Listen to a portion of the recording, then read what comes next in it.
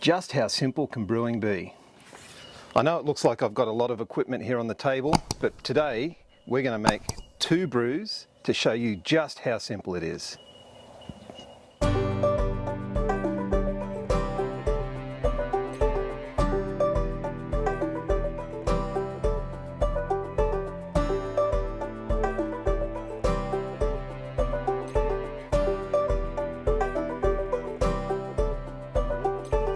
The 2 beers we're going to make today don't require any brewing at all.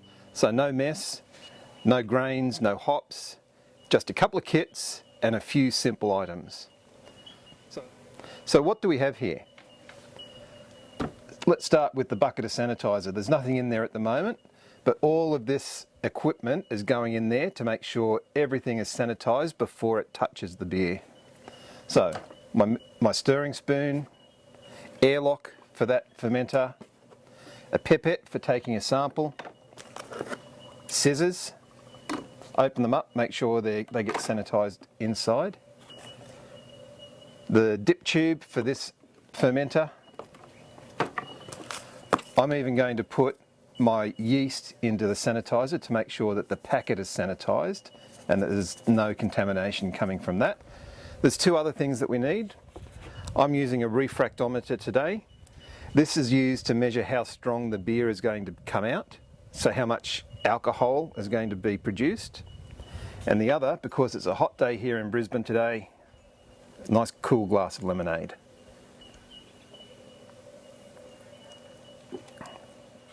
This kit is a Fresh Wort Kit from All In Brewing. Fresh Wort Kits come in a couple of different forms. This one comes in a bladder. Sometimes they'll come in a 20-litre cube. This is 15 litres, so we need to add 5 litres of fresh tap water that's been boiled and is in a sanitised jug. So very simple, we just pour the wort into there, we pour the water into there, we throw the yeast in, and that's it, we're done. This kit is a Cooper's kit. It's a fairly popular kit here in Australia. It's a combination of liquid malt extract and then some dry malt extract just to boost the alcohol percentage up. Now, to get the best out of this one, what we're going to do is we're going to take the lid off first. And there's our yeast pack stuck to the lid, and that just goes straight into the sanitizer. And as I've taken this off, I've just realised I'm also going to need a tin opener, and that's going to go into the sanitizer, but you won't see that. Okay, the kit goes into a bowl of hot water just to heat it up and make it a little less viscous. Or is that more viscous? A little runnier. You want it to be runnier. You want it to be easy to pour. Now I'm also going to boil a jug of water to rinse the tin out as well.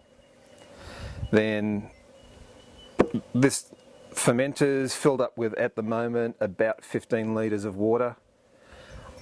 I'll open the tin, pour the contents in there, open the pack, pour the contents, grab my spoon, stir it up, and then the yeast goes in, and that's it. Brewing can't be any simpler than that, can it? These beer kits are great for people who are time poor or who may not have the room that they can brew beers in, full all grain brews, or maybe your wife doesn't want you making a mess of her kitchen.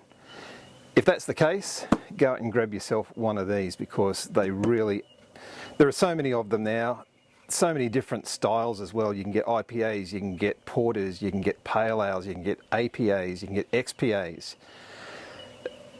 There's so much to choose from. A lot of home brew stores brew their own Fresh Wort Kits now too.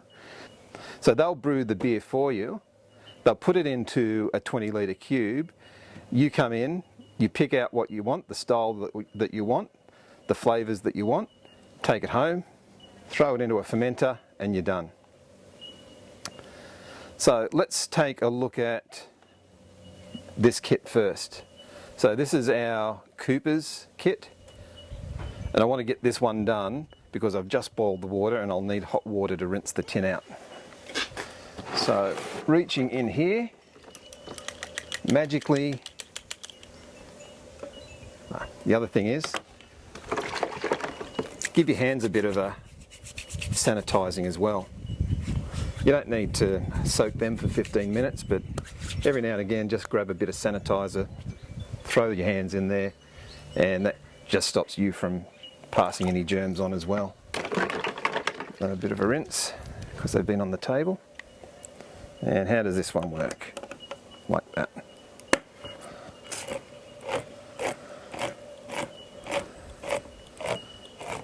So we just open the kit up. They're fairly thick and tarry. Okay. Let's put the lid aside. Throw this into the sanitizer so it's not sitting around. And all we have to do is pour this in. Takes a while. As you can see, it's fairly thick.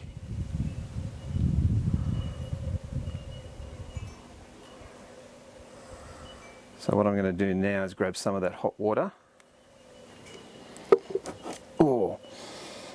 Oh, that's a unique smell.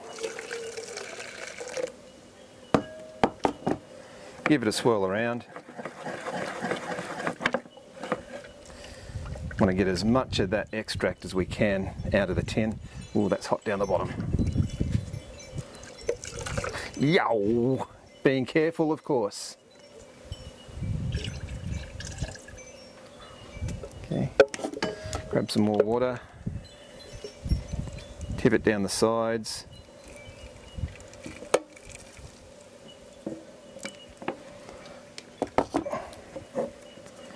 Just roll it round. Don't do what I did before. I haven't made one of these for a while, so that's why I got a bit lazy and clumsy. Okay, tip that in, put that down because it's hot. Then you want your dry malt extract. Just tear it open, or use your scissors.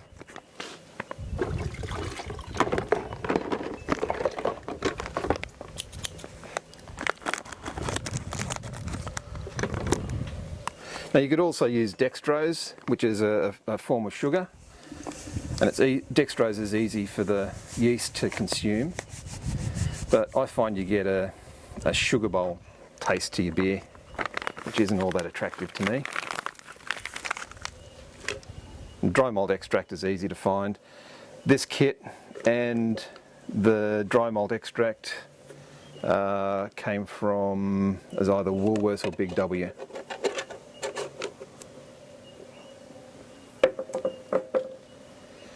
Now I want my spoon. I'm going to give this a stir.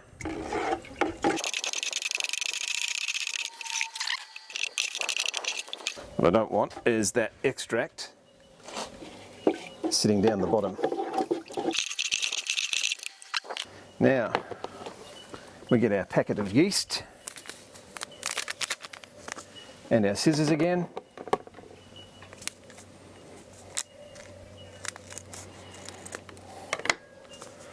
And just pour this on top.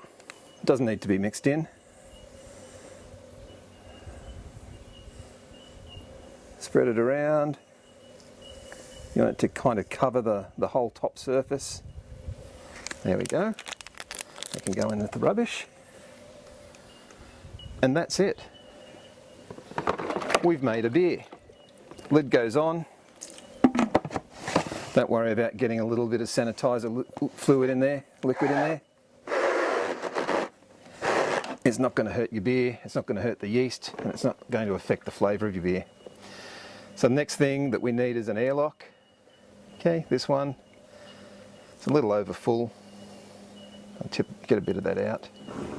There we go, that's better. Even it up. And the airlock just goes in the bung hole in the top of the fermenter here. Now this fermenter, Old Faithful,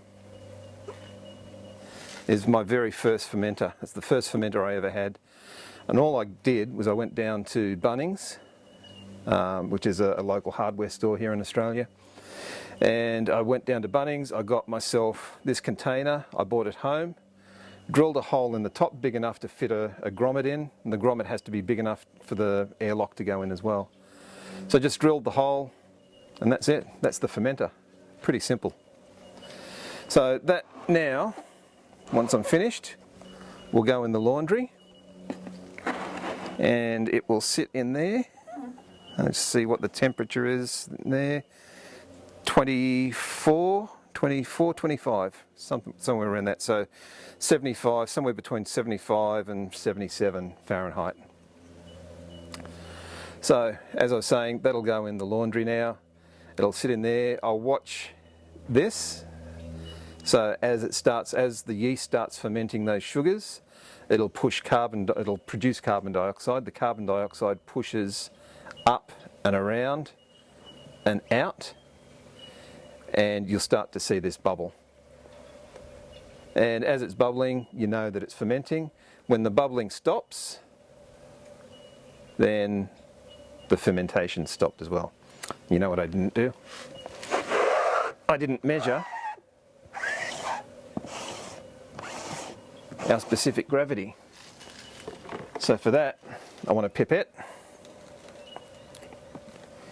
and I want my refractometer. Just been cleaned.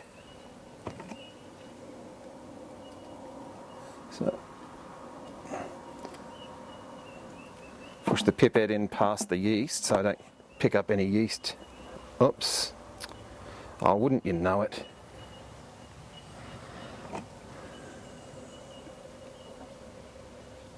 Now hold your finger over there. Ah!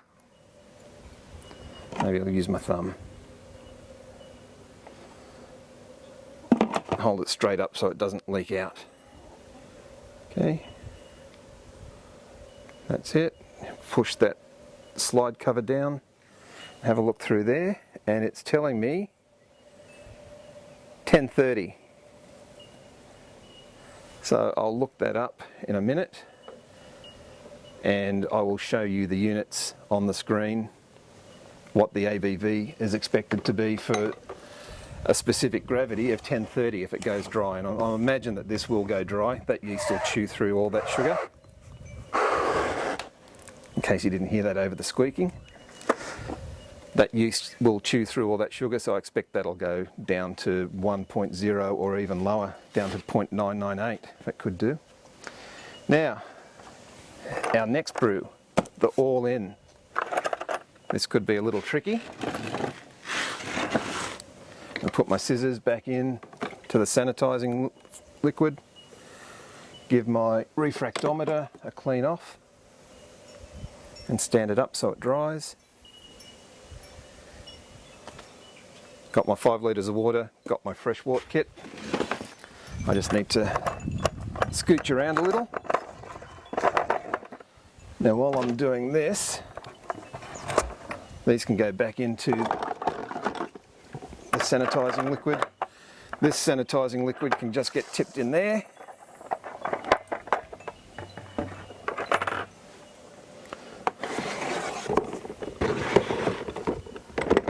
And what I want to do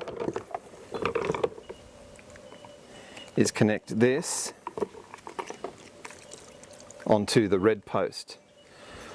Doesn't matter which post it is. Could be, I used to have 2 metal posts there, but I find that it's easier if I've got the coloured, I don't know, plastic, whatever they are, posts, and that way I always know that I connect my liquid to the red post, my gas to the yellow post. So when I'm transferring the beer out of here, the beer will come out of that red post. Okay, so that's it. That's what the dip tube looks like. That can sit in the liquid.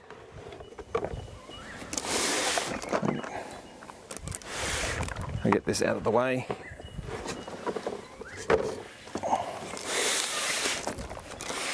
Okay, so a little thing down here says open here.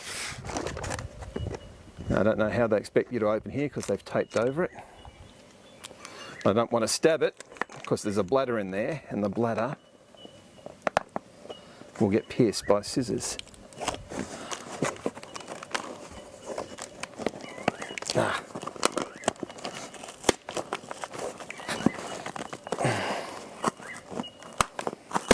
There we go.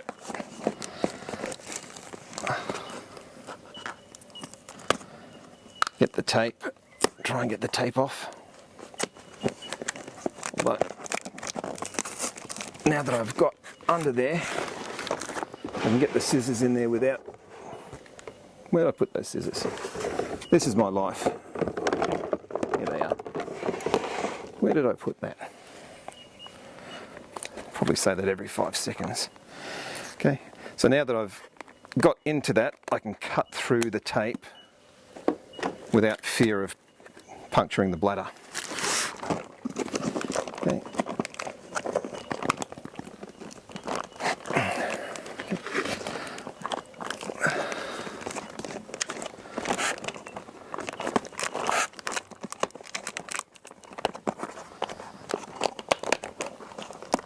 Okay. Okay, so from my Aussie friends, if you can see this, I'll move this water out of the way. It's got a cap on it, and under that, if you unscrew the cap,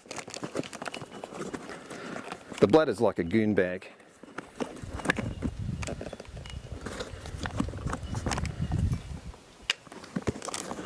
And then you pull that little seal off,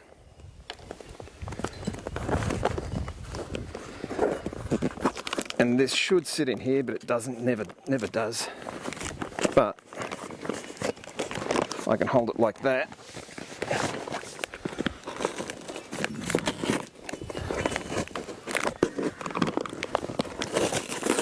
Tear that tape back and just use the box to hold it and pour it.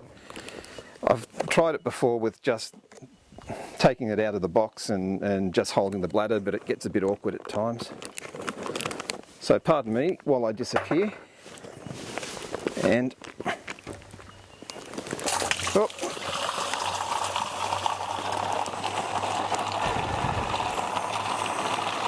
Maybe 14.9 litres.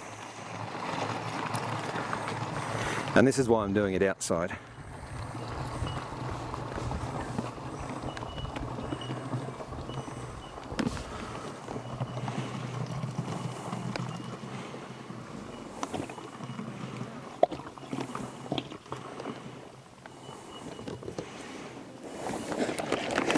There's still a little bit left in there, so now we can take the bladder out.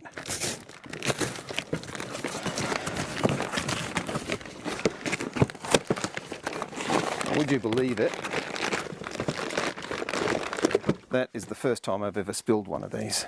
Of course, I did it on camera.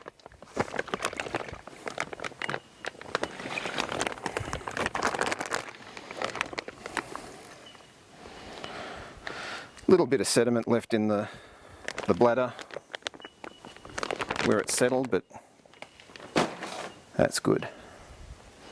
Now, I'll just sit back down for this. I get my 5 litres of water.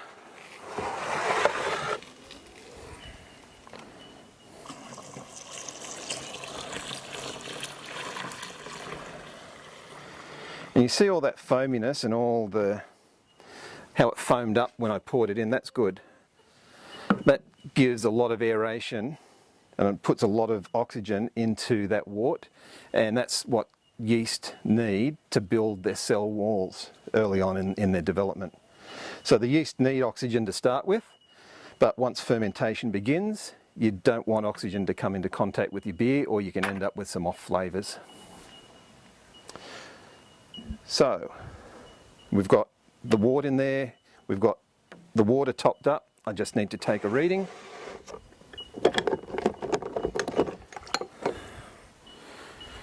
Get my sanitised pipette. No, I'm going to go deeper without losing it. I don't want to drip this back into the beer because the refractometer isn't sterile and could cause some issues. Get away. Little native bees. And this is 1042, 1041. Yeah, 1041. So this one will be a slightly stronger beer than this one. And again, the expected ABV, if it goes dry down to 1.0, I'll stick up in the corner. So the last thing we need to do, just sanitize our hands again before we handle this. We put the dip tube in there. We put the collar on. And I have a sleeve that goes over the top of this so that sunlight doesn't get to it. Yeast don't like sunlight, that's another thing that you need to remember. So whenever you're fermenting, ferment in a dry, dark place, somewhere that the yeast aren't going to get any sunlight, because if you do, then they will give a skunky flavour. So if you're a fan of Corona, they've got what they call the skunkiness to them. And that's because the beer's made in clear bottles and the yeast gets sunlight and they produce that slight skunky aroma. And you know what I didn't do? It's a day of it today.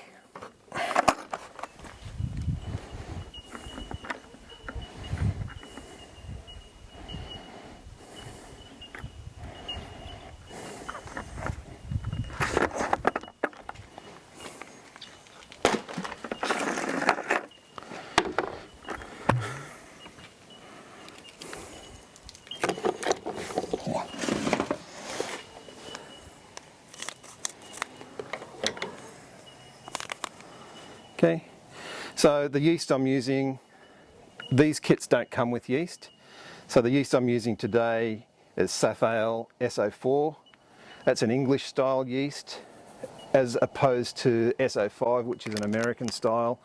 American styles tend to be a little cleaner and crisper.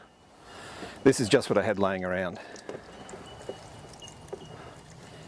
Again,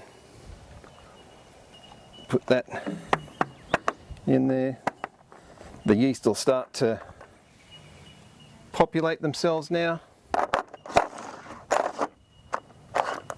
Have I forgotten anything? No, that's good. So there we are. In the space of half an hour, I've laid down 2 beers. It should be about a week. This will be ready to condition, so I don't use finnings or gelatin or anything like that to clarify my beers. I don't filter them.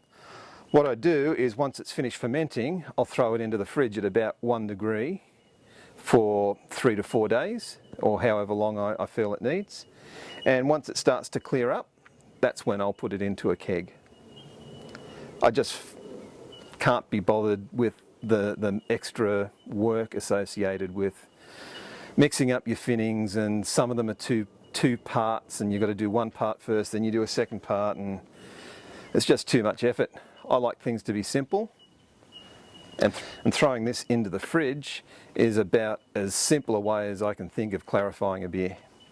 So that's it. Stay tuned. I will post through the week. I'll show you the airlock bubbling away.